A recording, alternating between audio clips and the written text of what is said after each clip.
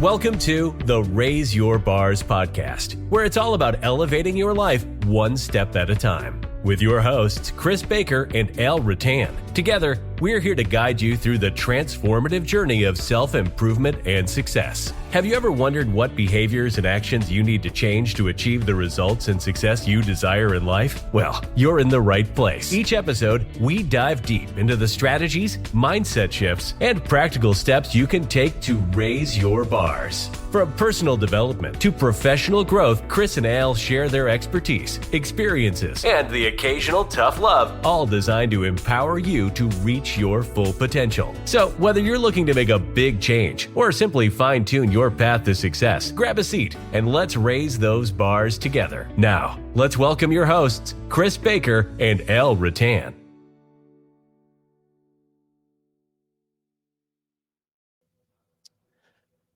Well, again, everybody, welcome to our Raise Your Bars podcast. We're in actually part 7 right now, Chris, on the top 10 reasons people fail. And this is from John Maxwell's book, Failing Forward. We're just taking his points here and expanding on it with our own thoughts and experiences on it. But first, Chris, how have you been doing? You just got back from a cruise with your lovely wife. How was that? Yeah, it was amazing. Amazing. Yeah. The largest cruise ship in the world with 6,752 guests on board and Wow. like almost 3,000 crew. So but I tell you what, you wouldn't know it. We didn't have to wait for anything. We could get in everywhere we wanted to get in. It was service was impeccable. It was amazing. So yeah, very, very good time. That blows my mind. That's like, so I live in a community that's about 13,000 people. You had just over 10,000 people on that one boat. Yeah, I know. It's crazy, right? Wow. Okay. Yeah. Anyways, well, welcome back. We missed last week because you were away, so we just took a little bit of a break. But back part 7 of our top 10 reasons people fail, and tonight we're going to talk about a shortcut mindset. Mm-hmm. A shortcut mindset. I probably have had a shortcut mindset in days, thinking I could take the easy way to success. And guess what? There's no easy way about it. There's no shortcuts to the top. Nope. No, there's not. But it's a common misconception, whatever you want to call it, right? That people, you know, we've used the phrase before about the microwave society, and that's what we've been conditioned to do. We want everything now, you know, if not yesterday. Yeah. And I have to think, even thinking back though, I mean, I've learned that lesson the hard way too, is that, even starting my career in retail management, I worked my butt off for many years before I got the promotion. Mm-hmm. And a lot of people today think they should just get the promotion just because they showed up. And that's just not the way things work in the real world. No. John says a common obstacle to success is the desire to cut corners and take the short road to success. But shortcuts never pay off in the long run. Mm-hmm. Well, again, just as I think about this, I think back to my days in the car industry back in the UK, and when I was started off as a trainee salesman, then a salesman, and the mentality is the same. It's that you look at a customer coming in and you prejudge them as to whether you think they can afford to buy the car or not, right? Whether they're a quote unquote tire kicker, a time waster. And, as salespeople, and I think it's just as people in general, we judge too quickly, right? And make our minds up. And, you would do it there. And if somebody didn't buy on the first visit, you'd be okay, well, on to the next. And it was only like in the early 90s when we started a diary system called Good Manners Diary. And it was a paper diary because we didn't really have computers in those days, emails and so on. And it was a big, thick book. And it was a 2-year diary. And it wasn't dated because whenever you got it, you started on day 1, right? And so you would put the dates in yourself manually. And every customer that came in, you were required to log them in your Good Manners Diary, and you had to get their name, phone number, address, if you got it, what they were interested in, put some notes, and then you had a follow-up date. And everybody had to have a follow-up Diary. date. And then what you did is, so let's say today is what is it, 28th of May, right? So they came in today, so their entry date is the 28th of May. The exit date, like follow-up date, you'd probably put for tomorrow, so 29th of May, and then you'd turn the page and you would physically write there 29th of May and put Al Rattan, Who you're going to phone call? number, address, and then what you were going to do. Mm-hmm. And then, the sales manager would then go through this with you, right? And everybody had to have a follow-up date. And what happened is I started selling more cars. And I've started selling more cars because I was following up with people. You're And nurturing the people would, relationship. yeah, people would say initially, oh, if people don't buy on within the first 3 visits, they're not serious. It's not true, right? Or first 3 contacts, they're not serious. It's not true. I started selling on 20, 30, 40, 50 contacts. And that's where it just reminded me, when you're saying this, the shortcut to success. We try and do the immediate results. If we don't get it, it's like, okay, let that go. Let's be on to the next. Yeah. And so that changed my mentality to teach people and train people and say, listen, the customer you're with is the most valuable prospect at that time, right? Because again, you would get people and they would be talking to a customer. So I've been talking to you, and then at the corner of my eye, I'd see someone, I'd go, oh, they look like they've got lots of money, they can do it. And I'd try and brush you off and rush you if you weren't buying, and get onto that person. And they may have just been coming into the service department, or they may have just dropped somebody off or whatever, right? And then you're like, okay, I've blown it. Yeah. So there is no shortcut. No. We should follow the process, do the same every time, and we will get success. Yeah. Which I is like what you, no, exactly. Exactly.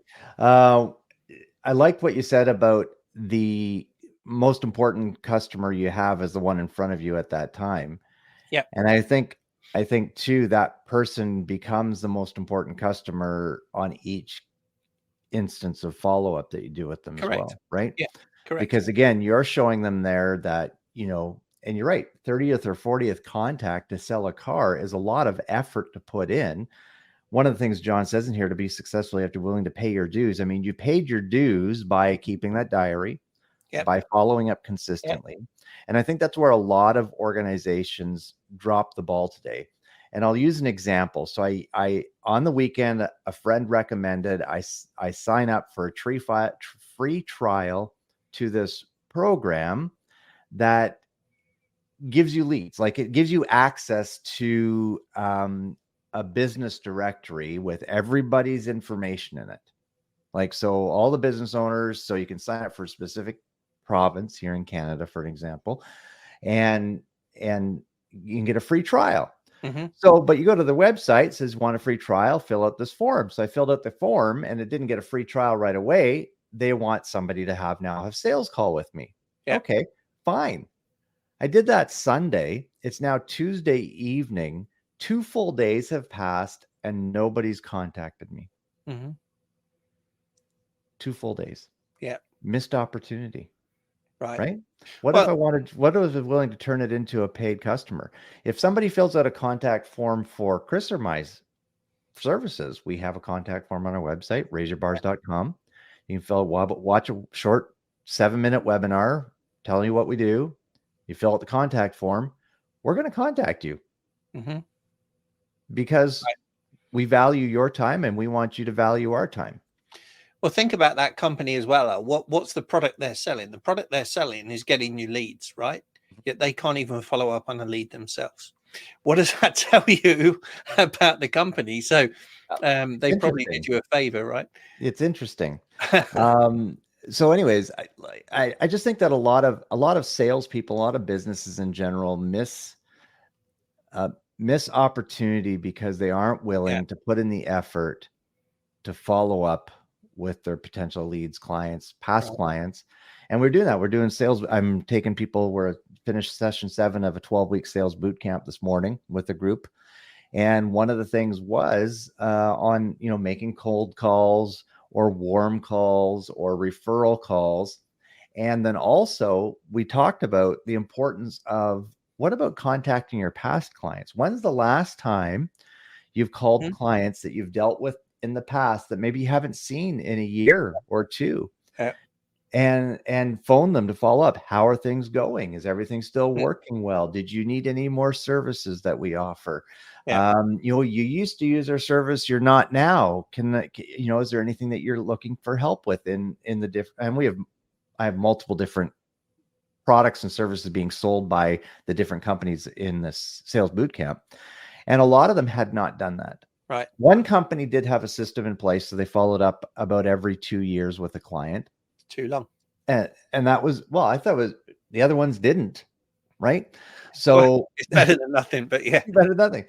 And this was actually a vision care company, so that every 2 years you should have your eyes checked anyway. So Right. it's, every year maybe as you get older. But so they had to have a system in place. But the others did not. And I said, how much missed opportunity is that? And again, re-engaging that customer, they may not need anything right now, but you built the relationship with them. Mhm. They know, like, and trust you because they did do business with you. How come, go and Yeah. when you reconnect with them, ask for that referral. Exactly. I was just going to say that too. And that was the other thing with this diary system, right? Is that even when you'd sold a car, you still didn't take anybody out of the diary system. You still put them forward for follow-ups. And we used to do post delivery, you do like within a month, and then you do 6 months, and then it would be every 6 months after that. Right. So you would always be contacted in 6 months. And here's the key with that follow-up. You're not following up them to sell them anything. Oh, Right. You're just following up to see how they're doing. How is whatever they purchased doing? Right. How's the family doing? Right. So creating those connections and building those bonds. And then, as you say, it's like, hey, don't forget, if you know anybody else that is interested in ABC product, send them my way. I'm going to look after them. yeah, Right. yeah. Just make sure when they come in, they tell me they've come from you or whatever it is, right? And eventually they will refer people, but they will also come back to you. And what it's doing as a business, it's reducing your cost of customer acquisition, because the repeat customer is the easiest one to sell to. They're normally the most profitable, right? Yep. They don't take as much time, so it gives you you can get more done in that time. It's a win-win-win. There is no downside to following up and staying in contact with people. Absolutely. Absolutely. So the next quote of the book I want to take, though, is cutting corners is really a sign of impatience and poor self-discipline. Yep. Well, and again, I'll go back to the car industry. We used to have a 7-step process, and we called it 7 steps to the sale. And it was, if you follow these steps in order, you will sell more cars. Right. Right. And the cars is just a product that we would say. It could be anything. Right. So you have your process and you follow it. If you skip steps in the process, you won't sell as much. Right. Because you're cutting corners. And even if the customer, the prospect that you're talking to, tries to pull you forward in the process, you go and Yeah. answer that, and then you get back on track with your process, Yes, right? And exactly. take It's your control. job. Yeah. Right. You've got to Yeah. be in control. So yeah, there is no shortcut. Right. It's like if you're applying for a job, you've got to do the application, you've got to send in your resume, you've really got to look at your resume and tailor it to that job description, right? Probably do a cover letter that matches that. Right. Then when you go, you've got to do an interview. You may have to do a screening first and then an interview, and then you may have to do a second interview.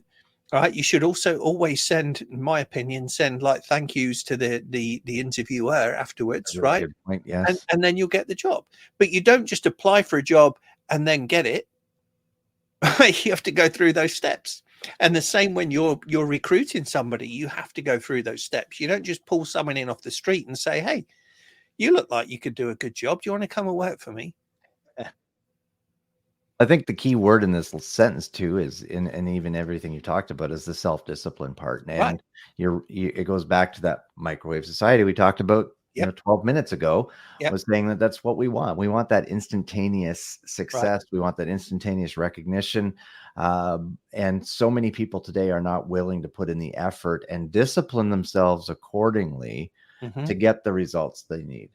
And the thing is, folks, you have to look, if you aren't getting the results you desire, then you need to be looking at what behaviors and actions have you allowed to take over in your life Yeah, that's preventing you from getting those exactly. results? If you come home, sit down on the couch and turn on the TV and check out for 4 hours and go to bed and do it all over again, guess what? And there's nothing wrong with doing that sometimes, but if it becomes a habit and that's your behaviors and actions consistently, Yeah, it's going to limit your potential for advancement and growth within your field, within your right. company, within your community, right? It's holding you back. Yeah, and if you've got no ambition or desire to grow and stretch and succeed, then that's okay too.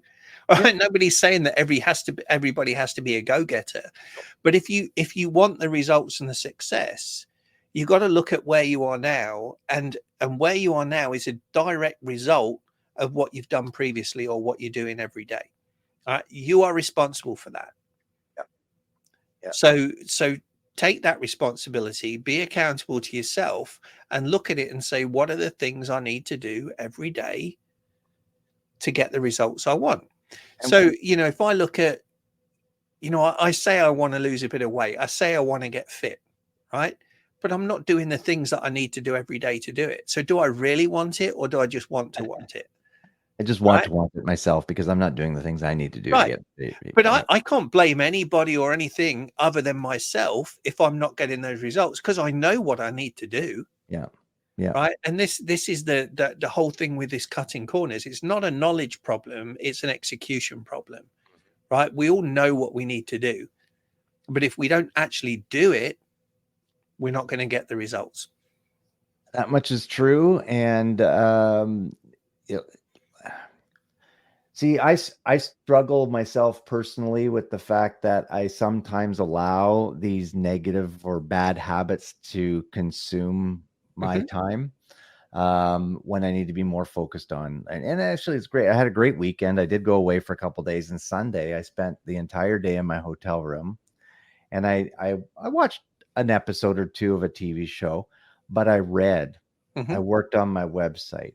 I spent some time thinking and Yeah. just, and it Yeah. was an amazing day where, you know what, people say you go away to do that. Well, yeah, but you know what? When I'm at home, I get busy with stuff at home. It's very Right. easy. You're in a comfortable location, I get busy. I'm not as productive sometimes as I am when I go away. Hmm. And so I had a great time away just learning and growing. So Albert Gray says this: the common denominator of success lies in forming the habit of doing things that failures don't like to do. Yep. Now, some may say that's pretty harsh calling somebody a failure, but guess what? If the shoe fits, like I was going to say this, it's the universal law of sowing and reaping, Chris, and we've talked about this before. If you're gonna sow laziness or so overeating or so eating unhealthy, guess what? You're going to Hmm. reap that. If you're going to sow the seeds of developing yourself and personal growth, and Earl Nightingale says 5,000 hours to become an expert in something. Are you going to invest that time? Are you going to pay your dues to reach the level of success that you desire in your life, whatever that means to you, because we're all going to define success differently. Yeah. uh, then we need to sow the seeds today to get the results we want down the road. Correct. And we have to be patient with it as well, right? Mm-hmm. If you're a farmer or a gardener or whatever, right, you don't put a seed in the ground, water it, and then the next day come out and you've got fruit, right? It doesn't Nope. work that way, Nope. right? You water it, you nurture it, you care for it over time, and you keep doing that consistently, and in time you will get the rewards, right? The Exactly. fruits of your labor, as they say. Um, and unfortunately, again, that comes back to that microwave society and things that we've fallen foul of before, right? Paying $3, $4, $5,000 for a course that's going to give you instant success, right? Doesn't work, That was 10,000. right? It doesn't work. Um, even some of these weight loss programs or fitness programs and everything, you can sign up for them. They'll tell you everything that you need to do. They'll give you the recipes, and they'll give you menus and so on, and eating plans, but they can't do it for you, right? And just reading those things and looking at those things is not going to get you the results. No, Well, it will absolutely. get you results, but it's not the It's not result the you results want, that you right? want, that you want to Right, want. right. So do you desire it enough? And here's I know you've got another point, but I'll just share. I'm reading a book, as you know, at the moment about the silver mind control technique, right? Right. Yeah. And one of the things it's talking about in there is when you are picturing what it is that you want, right? And you're controlling and conditioning your mind to receive and to behave in a way that you want to behave, so you get the results, which is again effectively bars. Yeah. But it talks about three things. You got to desire the thing, right? You got to desire the thing first of all. Then you've got to believe that it's possible, and then you've got to expect that it's going to come true. And if any one of those three things is missing, it's not going to work. Right. All right. And that you can apply that to anything that you want. So let's look at weight loss. How much do you desire weight loss? Right? How much does it mean to you? If you get that weight loss, how will that change your life? How will it make you feel? All right. Do you believe that you can achieve that? Do you believe it truly, or do you just want to believe it? Right. And then the third thing, do you expect it to come true? Because if you don't expect it to come true, guess what? You're not going to follow through with the behaviors and actions that you need to do, because you don't believe that and expect the results to come. Yeah. Yeah. But if you That's do, good. you'll follow through. Yeah. And that's good. I think a lot of people think they believe it, but then, oh, I just have a low metabolism, or Right. it's just I'm big boned, or, like using the weight loss example, right? We Yeah. come up with these excuses, which is effectively counteracting the belief or the words we're speaking out one side of our face, right? I'm going to lose weight. I'm going to be energetic. I'm going to be healthy. Oh, but you know what? I have a low metabolism, so I really have a hard time. So, you're counteracting the words you just spoke with the Yeah. negative. And the challenge nowadays, Al, is that there's so many distractions available, right? Now I know you said you're going into your store tonight and there's going to be no internet and stuff, and when you're saying it, you're thinking, oh, what am I going to do? Well, guess what? You can, like you said, you can read, right? You Yeah. just said how much you enjoyed reading that day in Toronto, right? But there are so many distractions on our cell phones, TV, right? All those reels on Facebook, TikTok, Instagram,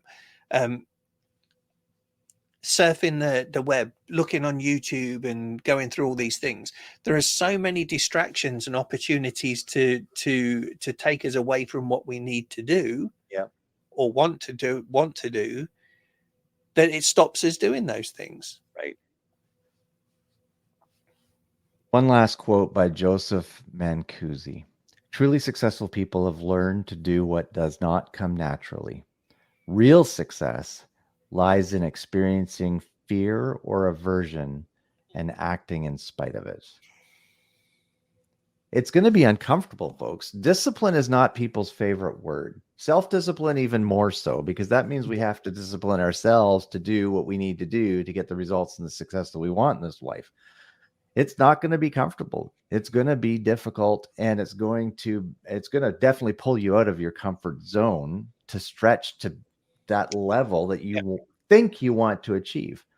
And Chris, you've talked a lot about, and even studied and written curriculum, using Simon Sinek's principle of the, start with why. Yeah. And I think a lot of all this goes back to our strong why in order to get to where we want to go. Yeah. And that's going to give us the fuel to our fire to Exactly. have the self-discipline to change the things we need to change to get the results we want. Do you really want it, or you just want to want it? Exactly. I know that sounds like a silly statement, but it's true. It's true. It's true. And when you're moving outside of that comfort zone, right, which is where most of us live, when you move outside of that comfort zone, it will be uncomfortable, right? And when you stretch, you put in tension. It's like a rubber band. John talks of the law of the rubber band, right? A rubber band, when it's not under tension, is useless. Exactly. Right? You can't do anything with it. Yeah. But when you stretch it, then it becomes useful. That's right? when But it there's discovers tension its purpose. there. Yeah. There's tension there. Mm-hmm. But if you want to achieve significance, you have to stretch. You have to move outside of that comfort zone. You will fail, but failure is only final when you quit. Exactly. So if you fail, but you learn from it, it's a learning experience and an opportunity, and you'll come back stronger. If you fail and you keep doing the same thing over and over, expecting different results, that's the definition of insanity. You control that. You really do control that. So it's up to you. Whatever you want to do, you can do if you put your mind to it and if you want it badly enough. Right. That burning desire that Napoleon Hill talks about in Think and Grow Rich. Exactly. Yeah. Yeah. Amazing. Well, we're at 24 minutes. We got to cut this off here. Challenge for our folks this week. What do you want to do? What do you want to achieve? Right? Why do you want to achieve it? And then what are you going to do or what do you need to do to achieve that? Achieve that. Right. And if you want to come into our bars group or reach us on social media and share that, do so. Because you know what? When you put something down in writing, it becomes real. If you just think about it, you'll forget it. Yep. Right. But write it down, read it every day, it becomes real. Perfect. Awesome. Well, folks, again, if you found value in this, please share it with family members, friends, coworkers. We'd appreciate that. Reach out to us on social media, and you can find us at raiseyourbars.com. Take care, everyone. Bye. Thank you for tuning in to the Raise Your Bars podcast. If you found value in today's episode, please consider sharing it with your family, friends, and coworkers. We would sincerely appreciate it.